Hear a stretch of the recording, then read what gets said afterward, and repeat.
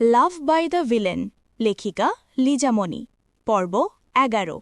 অরুণোদয়ের প্রারম্ভক্ষণে Blake viper mention রুদ্র উজ্জ্বলে কালো স্নাত এক অনিবার্য ভীতিকর আভায় পরিপূর্ণ হয়ে আছে।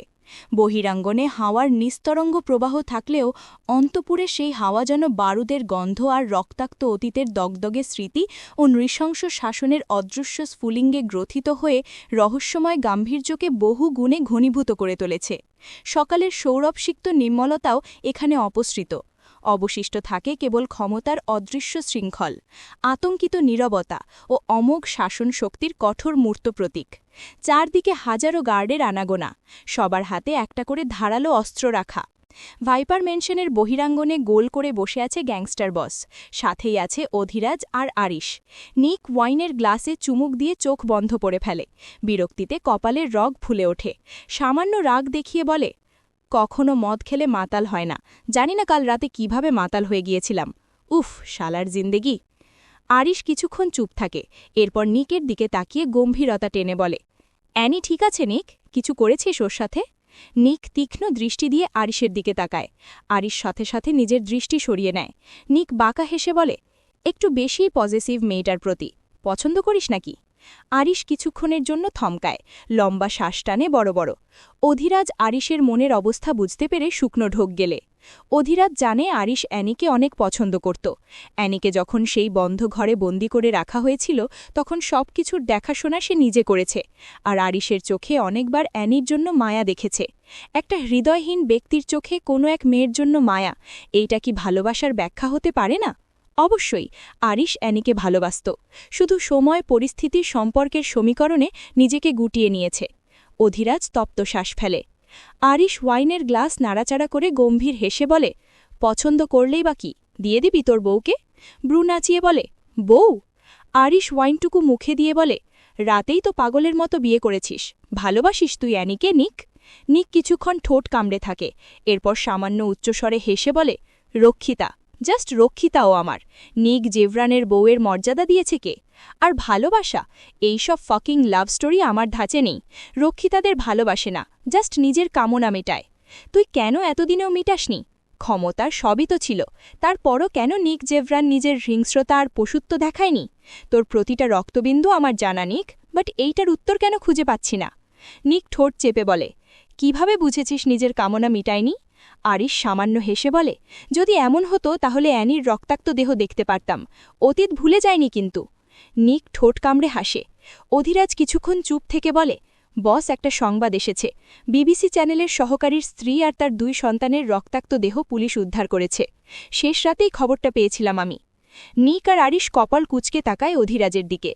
নিক সামান্য রেগে বলে, শেষ রাতের সংবাদ এখন জানাচ্ছিস কেন? অধিরাজ শুকনো ঢোক গিলে বলে, আপনি আজ ভাবির সাথে ছিলেন, আজ তো আপনাদের বাসর রাত, তাই ভেবেছিলাম যদি ডিস্টার্ব ফিল করেন তাহলে তো আমার গর্দান যাবে। আরিশ ঠোঁট চেপে নিজের হাসি আটকে রাখে। নিক কটমট চেখে তাকিয়ে বলে, গর্দান তোর এমনিতেও যাবে।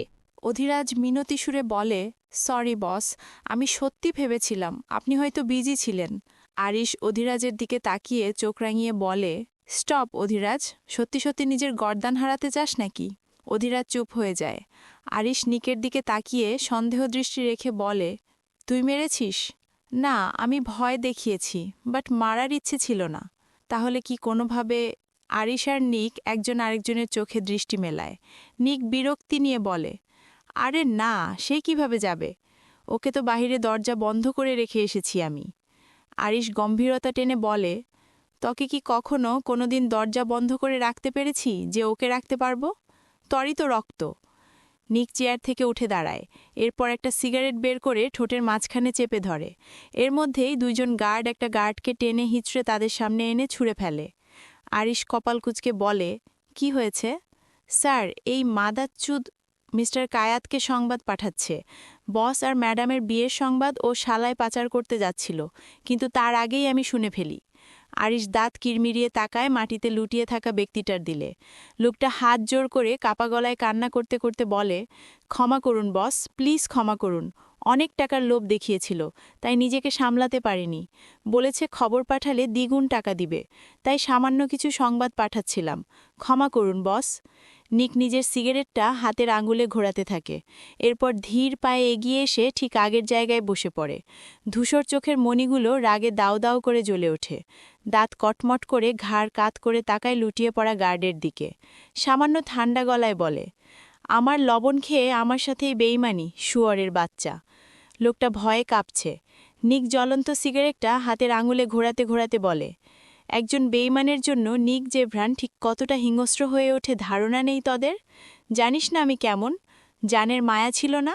আমার খেয়ে আমার সাথেই বিশ্বাসঘাতকতা, কুত্তার বাচ্চা। নিক আচমকা জ্বলন্ত সিগারেটটা লোকটার কণ্ঠনালীতে চেপে ধরে। লোকটা জ্বলন্ত সিগারেটের যন্ত্রণা সহ্য করতে না পেরে চেঁচিয়ে ওঠে, ক্ষমা করুন স্যার, জীবনে আর এই ভুল করব না, প্লিজ ছেড়ে দিন। নিক দাঁতে দাঁত পিষে, মুখের কাঠিন্যতা আর দৃঢ় করে বলে, ক্ষমা নামক কোনো শব্দ আমার কাছে নেই। বিশ্বাসঘাতকদের জন্য তো কোনো দিন নেই। যেখানে নিজের জন্মদাত্রী মাকে ছাড় দেয়নি, সেখানে তুই কে? শুয়োরের বাচ্চা, আমার খেয়ে আমার পিঠে ছুরি মারিস? নিক সিগারেটটা দিয়ে লোকটার কণ্ঠনালীর প্রতিটা অংশ জ্বালিয়ে দিতে থাকে। লোকটা যন্ত্রণায় গলাকাটা মুরগির মতো ছটপট করছে। আরিশ একটা চাপাতি নিয়ে আসে, এরপর নিকের হাতে তুলে দেয়। নিক চাপাতি হাতে নিয়ে লোকটার হাতের তালুর ভেতরে ঢুকিয়ে দেয়। লোকটা আকাশের দিকে তাকিয়ে একটা গগনবিধায়ী চিৎকার দিয়ে ওঠে। লোকটা হাঁপাচ্ছে, মুক্তি চাচ্ছে। কিন্তু নিক লোকটার কান্নারত আতঙ্কিত মুখটার দিকে তাকিয়ে পৈশাচিক হাসি হাসতে থাকে। তার হাসির কোনো শব্দ ছিল না। চোখে তীক্ষ্ণটা নিয়ে লোকটার মুখের দিকে তাকিয়ে আছে, আর এক হাত দিয়ে লোকটার হাতের তালুর উপরে একের পর এক ছিদ্র করে যাচ্ছে। লোকটার আর্তনাদে পুরো ম্যানশন স্তব্ধ হয়ে আছে। বাকি গার্ডগুলো নিজেকে গুটিয়ে নিয়ে টান টান হয়ে দাঁড়িয়ে আছে। লোকটার চিৎকার চারপাশের প্রতিটা দেয়াল জানান দিচ্ছিল এখানে নিকৃষ্টভাবে কারোর খুন হচ্ছে। এনির চোখের পাতা ধীরে ধীরে হালকা হয়ে আসতে থাকে। প্রতিটা জানালার কাচ খুলে রাখা। বাতাস এসে তার লম্বা চুলগুলো মুখে এসে পড়ছে। হঠাৎ এক বিকট কান্নার শব্দে এনি ভয়ে লাফিয়ে ওঠে। কপাল দিয়ে ঘাম জড়ছে। এনি ভয়ে ভয়ে চারপাশে তাকায়। কখনো এই জানালাগুলো খোলা থাকে না, তাহলে আজ কেন খোলা? নিকের কথা মাথায় আসতেই এনি বিছানার দিকে তাকায়। পুরো শরীর ঘৃণায় ঘিন ঘিন করে ওঠে। এই নরপশুর সাথে রাত কাটিয়েছে ভাবতেই যেন বমি চলে আসছে। এনি নিজের পুরো যাওয়া ডান পাটাকে আলতো নাড়াচড়া করে উঠে বসে। শরীরের ক্ষত অনেকটা কমেছে, পায়ের ক্ষতটা অনেকটা গভীর, তাই এখনও ব্যথা অনুভব হয়। এনি ফ্রেশ হওয়ার জন্য বিছানা থেকে নামতে যাবে, আবারও সেই বুক ফাটা চিৎকার। এনি জমে যায় সেখানেই। একটা চিৎকারে থেমে থাকে না, পরপর অনেকগুলো চিৎকারে এনির ভিতরটা কেঁপে ওঠে।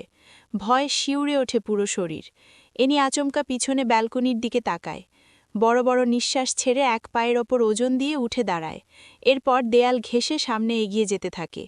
ডান পায়ে সামান্য টান অনুভব করতেই ব্যথায় নাক মুখ কুঁচকে ফেলে। অনেক কষ্ট করে ব্যালকনি পর্যন্ত যায়। চিৎকারের আওয়াজ খুঁজতে খুঁজতে চোখ যায় বাগান কেন্দ্রে। বহিরাঙ্গনের পরিবেশ দেখে এনি সাথে সাথে নিজের মুখ চেপে ধরে। পর্দার আড়ালে নিজেকে সরিয়ে নেয়। নিক একটা কুড়াল দিয়ে লোকটার পেট ছিন্ন বিচ্ছিন্ন করে ফেলে। ধারালো লম্বা ছুরি দিয়ে মাথাটাকে ঘাড় থেকে আলাদা করে ফেলে। ছুরির আঘাতে মাথাটা গিয়ে ছিটকে পড়ে অনেক দূরে। দূরে যাওয়ার আগেই অধিরাজ ধরে নিয়ে আসে। লোকটার রক্তে ভেসে যায় পুরো জায়গা। আরিশ নির্বিকারভাবে তাকিয়ে আছে, তার দুই ঠোঁটে সিগারেট রাখা। অধিরাগ বাঁকা হেসে শুধু দেখে যাচ্ছে। নিক নিজের পৈশাচিক খেলায় মত্ত। অ্যানি শুধু তাকিয়ে দেখছে প্রতিটি মানুষকে। সবার চোখে মুখে কেমন বর্বরতা, কেমন হিংস্র চোখ দিয়ে তাকিয়ে আছে রক্তাক্ত দেহটার দিকে। অ্যানি ঘৃণায় থুথু ছুঁড়ে মারে। মাথাটা হুট করে ঘুরে আসে। অ্যানি মাথায় হাত দিয়ে চোখ বন্ধ করে ফেলে। আর কোনো দৃশ্য দেখতে পারেনি। ভয়ে নিজেকে সরিয়ে নিয়ে আসে। আর কিছুক্ষণ দেখলে সেখানেই জ্ঞান হারিয়ে ফেলবে। অ্যানি এক পায়ের ওপর শক্তি প্রয়োগ করে কোনোরকম একই জায়গায় এসে বসে। আতঙ্কে তার পুরো শরীর এখনও কাঁপছে। বিছানায় বসে নিজেকে নিজে ভালোভাবে চেপে ধরে। আত্মা শুকিয়ে আসছে ধীরে ধীরে। এত ভয়ানক দৃশ্য দেখে কি আদৌ নিজেকে ঠিক রাখা যায়? অ্যানি ভেতরে ভেতরে ভয়ে আতঙ্কে ভেঙে যাচ্ছে। এই পশুটা এখন থেকে তার সাথে থাকবে ভাবতেই শিউরে উঠছে তার শরীর। দেহের প্রতিটি লোম পর্যন্ত সজাগ হয়ে উঠেছে। অ্যানি কান্না করে ওঠে। বিয়ের কথা মাথায় আসতে থাকে ধীরে ধীরে।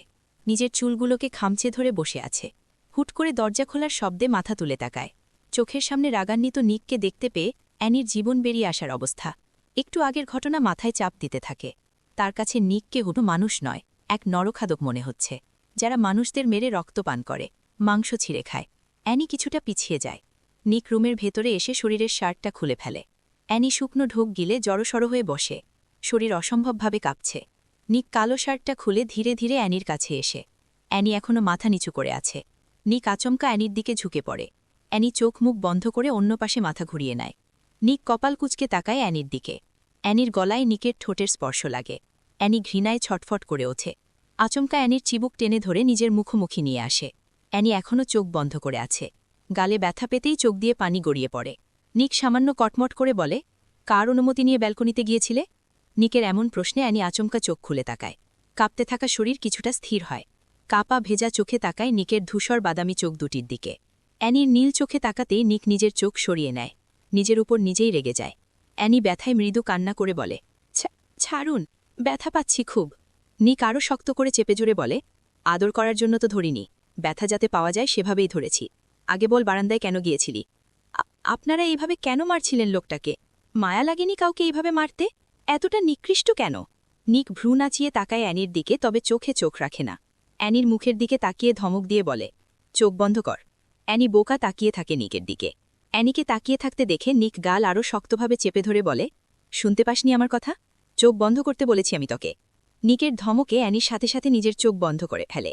অ্যানিকে চোখ বন্ধ করতে দেখে নিক বাঁকা হেসে ছেড়ে দেয়। এরপর আচমকা রিমোটের মাধ্যমে সবগুলো জানালা পর্দা লাগিয়ে দেয়। অন্ধকার হয়ে পড়ে পুরো রুম। সেই অন্ধকারে ভেসে আসে নিকের নিষ্ঠুর গর্জন। কাউকে খুন হতে দেখার যখন এত শখ, তখন আমিই পূরণ করছি। বিছানায় বসে আরাম করে দেখো বেবি গার্ল। অ্যানি নিকের কথার মানে বুঝতে পারেনি। নিক একটা অনেক বড় ল্যাপটপ নিয়ে অ্যানির সামনে রাখে। অ্যানি এখনও চোখ বন্ধ করে রেখেছে। আচমকা কোনো কিছুর শব্দে ভয়ে শিউরে ওঠে। চোখ খুলে ফেলে চট করে। চোখের সামনে ভিডিওতে ভাসছে ভয়াবহ খুনের দৃশ্য। অ্যানি ভয়ে নিকের দিকে তাকাতেই নিক রহস্যময় হাসি দিয়ে অ্যানির হাতটা হ্যান্ডকাফ দিয়ে বেঁধে দেয়। অ্যানি ছটফট করে ওঠে ছুটার জন্য। নিক ডোন্ট কেয়ার ভাব নিয়ে ডিভানে বসে। হাতে একটা ওয়াইনের বোতল নিয়ে গ্লাসে ঢেলে দেয়। বাঁকা হেসে অ্যানির দিকে তাকিয়ে বলে, খুনের দৃশ্য দেখার তো অনেক শখ। এখন দেখো সিনারি।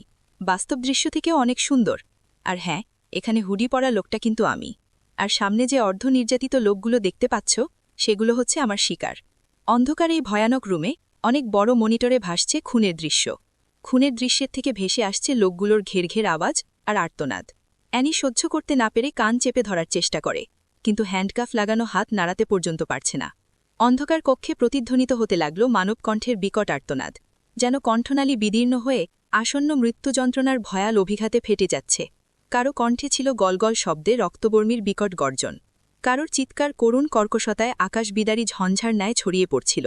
দেহ ছিন্নভিন্ন হওয়ার মুহূর্তে উচ্চারিত আর্তনাদগুলো এমন ছিল, যেন নরকের অগ্নিকুণ্ড থেকে ছুটে আসা শয়তানি বিলাপ।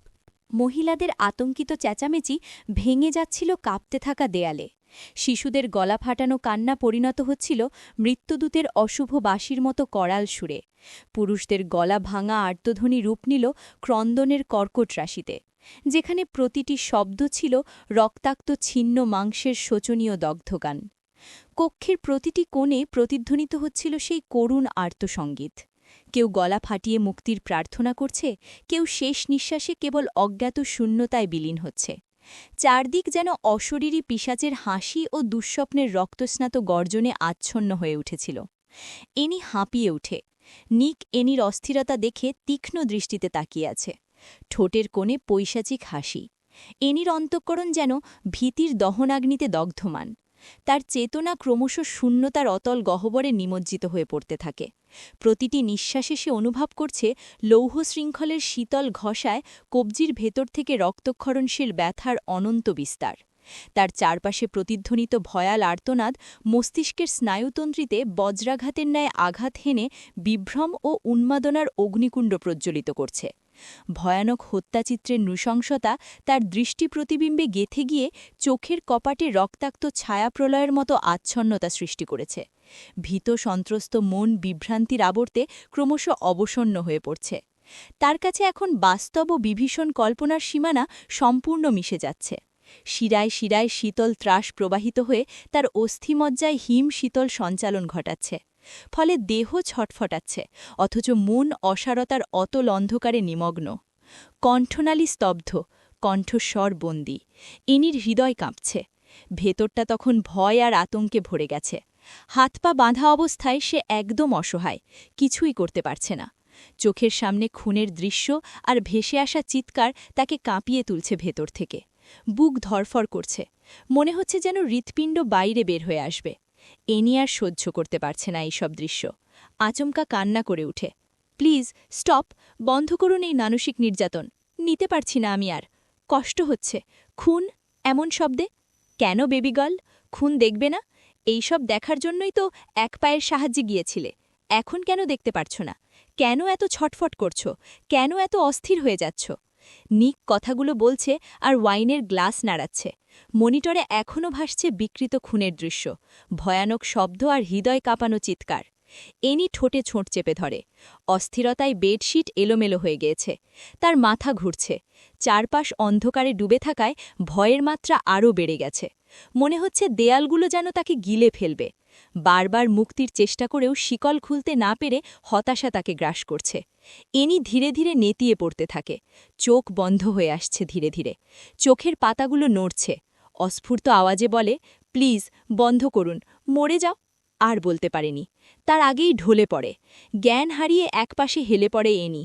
নিক বাঁকা হেসে উঠে দাঁড়ায়, ওয়াইনের গ্লাসটাকে শব্দ করে টেবিলে রাখে। তারপর ধীরে ধীরে গ্যাংস্টার বস বিছানার কাছে এগিয়ে যায়। ল্যাপটপটা বন্ধ করে জানালা দিয়ে ছুঁড়ে ফেলে দেয়। এত উপর থেকে ল্যাপটপ পড়াতে খণ্ড বিক্ষণ্ডে পরিণত হয়। নিক এনির থেকে এক পলক তাকিয়ে নিঃশব্দে রুম থেকে বেরিয়ে যায়। অন্ধকার রুম, অচেতন অবস্থা, ঘাড়মাক্ত মুখ, চুলগুলো মুখের উপর এসে পড়ে আছে। কিন্তু নিক জেভরানের মন গলাতে পারেনি। এমন করুণ পরিণতি করে নিষ্ঠুরতার সাথে বেরিয়ে গিয়েছে। তাদের সম্পর্কের ভবিষ্যৎ কি? ভালোবাসা কি আদৌ সম্ভব? পেইন্টিং রুমের অন্তস্থ নীরব প্রাঙ্গণে এক কিশোরী রমণী নিস্তব্ধ বসতিতে সৃজনের মগ্নতায় নিমগ্ন। চারদিকের দেয়াল জুড়ে ছড়িয়ে আছে অর্ধসমাপ্ত ক্যানভাসের রঙিন প্রতিসম্ভা। বাতাসে ভাসমান টারপেন্টিনের গাঢ় গন্ধ যেন শিল্পকলার নিঃশ্বাস। কক্ষের অর্ধপ্রভায় জানালা দিয়ে অনুপ্রবেশ করা সূর্যালোক তুলিস্পর্শিত ক্যানভাসে রঙের দীপ্তিমালা ছড়িয়ে দিচ্ছে। মেয়েটি অনাড়ম্বর ভঙ্গিতে কাঠের স্টুলে বসে একাগ্র দৃষ্টিতে রংতুলি ক্যানভাসের উপর নৃত্য করাচ্ছে। তার আঙুলের ক্ষুদ্র নড়াচড়ায় রং মিশ্রণের অলৌকিক শিল্পিকতা উদ্ভাসিত হচ্ছে।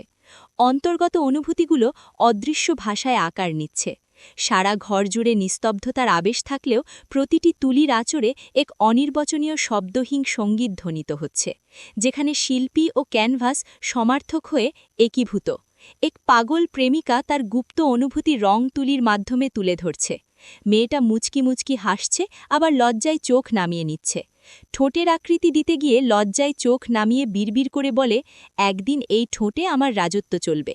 দিবেন তো সেই রাজত্ব, আমার রাজকুমার? না দিলেই বা কি, আমি তো আপনার বউ হব। বউ হলে নিজের হক নিজেই আদায় করে নিব।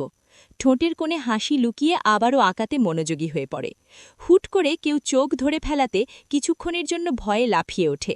কিন্তু যখন বুঝতে পারে কে, তখন সামান্য গলা কেশে হাসি দিয়ে বলে, তানভি আপু, তোমার শরীরের ঘ্রাণ আমি অনেক দূর থেকে বুঝি, তাই চোখ ধরলেই বা কি?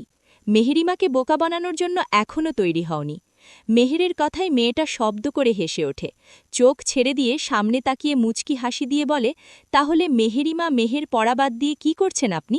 কার ছবি আর্ট করছেন? মেহের লজ্জায় চারদিকে তাকায়, কিছুটা হাঁসফাঁস করে বিড়বিড় করে বলে, নিক ভাইয়া। উনি ছাড়া আর কে হবে আপু? তানভি সামান্য হেসে মেহেরকে জড়িয়ে ধরে বলে, সেটা তো আমি প্রথম দেখাতেই বুঝেছি যে এটা নিক স্যারের ছবি, বাট তোমাকে একটু বাজালাম আর কি। বাই দ্য ওয়ে, স্যারের সাথে কথা হয়েছে আর? মেহের মুখ কালো করে দুই পাশে মাথা নাড়ায়। এরপর ছবিটার দিকে তাকিয়ে বলে, অনেক দিন ধরে কথা হয় না আপু, জানো, খুব দেখতে ইচ্ছে করছে, কিন্তু আমার তো বাইরে বের হওয়া নিষিদ্ধ। আরিশ ভাইয়া, নিক ভাইয়া, দাদামশাই সবাই না করে দিয়েছে। জানোই শত্রুরা কিভাবে ছড়িয়ে আছে চারপাশে। ফোন দিয়ে খোঁজ নিয়ে নে। কিভাবে নিব? কেন, স্যারের নাম্বার নেই? আছে তো, তাহলে আর কি? মেহের মুচকি হেসে বলে, লজ্জা লাগে তো। মেহেরের লজ্জা দেখে তানভি উচ্চস্বরে হেসে ওঠে। নিজের হাসি সামান্য থামিয়ে বলে, লজ্জা পেলে আর প্রেমে পড়েছিস কেন? আর কেনই বা প্রতিনিয়ত স্বপ্নের পাগলামো করিস? কিচ্ছু হবে না, তুই এখন ফোন দে। মেহের ভয় বলে, না আপু, এখন দিতে পারবো না। যদি ভাইয়া কাজে থাকে তাহলে খুব রেগে যাবে। তোর ফোন দেখলে রাগ করতেই পারবে না, কারণ তুই ওনার ভবিষ্যৎ অর্ধাঙ্গিনী। মেহের লজ্জায় আরও হাঁসফাঁস করে ওঠে। তানভীর জোর জবরদস্তি থেকে মেহের বাধ্য হয়ে নিকের নাম্বারে ফোন দেয়। মেহের ভয়ে বারবার তাকাচ্ছে মোবাইলের দিকে। তানভীর চোখ দিয়ে আশ্বস্ত করে, বারবার ফোন দেওয়ার পরও যখন রিসিভ হচ্ছে না তখন মেহের ঠোঁট উল্টে তানভীর দিকে তাকায়। তানভী হতাশ হয়ে বলে, কাকে ভালোবাসিস মেহের? এতক্ষণ ফোন দেওয়ার পরও তোর ফোনটা ধরল না। তানভী কথাটা শেষ করার সাথে সাথে উচ্চ আওয়াজে ফোনের রিংটোন নেজে ওঠে। মেহের সামান্য কেঁপে ওঠে রিংটোনে। তানভী চোখ দিয়ে ইশারা করে। মেহের ফোনের দিকে তাকিয়ে খুশিতে আত্মহারা হয়ে ওঠে। আচমকা তানভীর গলা জড়িয়ে ধরে চেঁচিয়ে ওঠে, আপু, নিক ভাইয়া ফোন দিয়েছে। তানভী অবাক হয়ে চোখ বড় বড় করে ফেলে। মেহেরকে ছাড়িয়ে চোখ দিয়ে ইশারা করে বলে, দ্রুত রিসিভ কর। ভয় করছে আপু। মেহের শুকনো ঢোক গিলে রিসিভ করে। আসসালামু আলাইকুম ভাইয়া, কেমন আছেন? বল, কেন ফোন দিয়েছিস? নিকের গম্ভীর স্বরে যথেষ্ট মেহেরের ভেতর কাঁপিয়ে তোলার জন্য। মেহের লাজুক শ্বাস ফেলে বলে, খেয়েছেন ভাইয়া? না, এখনো খাওয়া হয়নি। কেন খাননি এখনো? কত বেলা হয়েছে, খেয়াল আছে আপনার? আমি? কেন? আপনি কেন খাননি? আমি আর তুই এক হলে সমস্যা কোথায়? এখন অর্ধেক, ভবিষ্যতে না হয় এক হয়ে যাব। খাবার খেয়ে নে, এতক্ষণ অভুক্ত খেলে শরীর খারাপ করবে। খাবো। আপনি কবে আসবেন এখানে? দাদামশাই আপনাকে দেখতে চাচ্ছে। আসব। কবে আসবেন বলুন না।